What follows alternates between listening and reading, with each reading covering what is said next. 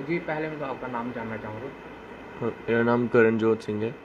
जैसे कि आपका कल 12th का रिज़ल्ट आया, तो कितने नंबर आपने उसमें लिए हैं? मेरे 97.2% आए हैं। तो कितनी खुशी है इतने इतने नंबर आने? खुशी तो काफ़ी है, सभी खुश हैं घर में। हुँ, तो किस तरह से सेलिब्रेशन किया आपने? सेलिब्रेशन बाहर गए थे, तो सबके कॉल्स आए, फ्रेंड्स रिलेटिव्स के, तो अच्छा लगा। तो क्या लगता है मतलब कि किस तरह से आपने मतलब कि इतने नंबर लिए, तो किस तरह की पढ़ाई आप करते थे? पढ़ाई तो जो सिलेबस था उसी के रिगार्डिंग पढ़ा था, और पूरे साल कंसिस्टेंट था।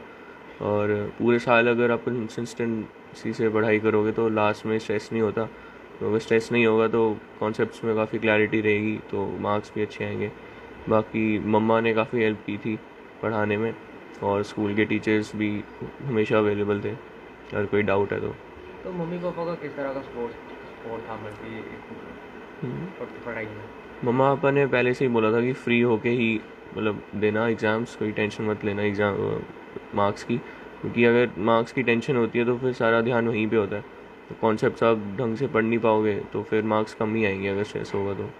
तो आजकल क्योंकि सोशल मीडिया का ज़माना है, तो हम्म। ज़्यादातर जो यूथ की बात करें, जो नया जो है लोग, तो ये ज़्यादातर फ़ोन में ही रहते हैं। तो फ़ोन आप भी चलाते होंगे? हाँ, बीच बीच में तो चलाता था थोड़ा फ्री होने के लिए, क्योंकि लगातार आप इतने घंटे पढ़ोगे तो थोड़ा माइंड को रिलैक्स होना भी ज़रूरी है।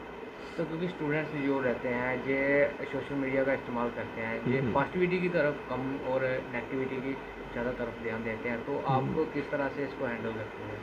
मैं तो पढ़ता भी फ़ोन से ही था, मतलब ऑनलाइन ही पढ़ता था, जो ऑनलाइन लेक्चर्स होते हैं वहीं से। तो वहीं से ही पढ़ता था मैं, बाकी फ्री होने के लिए भी उसी सोशल मीडिया का ही यूज़ करता था। तो कभी ऐसा हुआ कि आप मतलब कि फ़ोन लेके बैठे हो और घर वालों से डांटे हैं कोई? एग्ज़ाम्स के टाइम पे तो नहीं, पहले तो बढ़िया है बट एग्ज़ाम्स के टाइम पे नहीं, वो तो पता था कि एग्ज़ाम्स हैं तो पढ़ना ही है। तो वो खुद भी थोड़ा कम ही यूज़ किया था उस टाइम पे।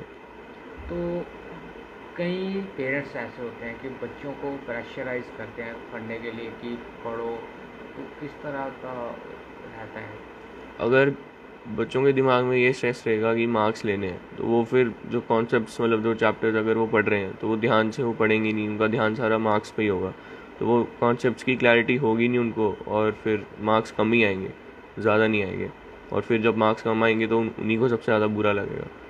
तो क्योंकि स्ट्रेस नहीं लेना चाहिए। तो 12th क्लास थी, क्योंकि अब जैसे रिज़ल्ट आया, कई बच्चे ऐसे होंगे जो रह गए होंगे, क्योंकि 12th के बाद कि जो रह जाते हैं वो कई बार ऐसा होता है कि वो आगे पढ़ना ही छोड़ ही देते हैं। तो ऐसे बच्चों को क्या कहना चाहोगे? ऐसे बच्चों को यही कहना चाहूँगा कि वापस रीटेस्ट देना चाहिए, क्योंकि पढ़ाई नहीं छोड़नी चाहिए। क्योंकि ट्वेल्थ मतलब बहुत इजी है अगर आप देखो उस तरीके से, तो रीटेस्ट दे के वापस से ट्वेल्थ कर लें, उसमें कोई इशू नहीं है, पढ़ाई नहीं छोड़नी चाहिए।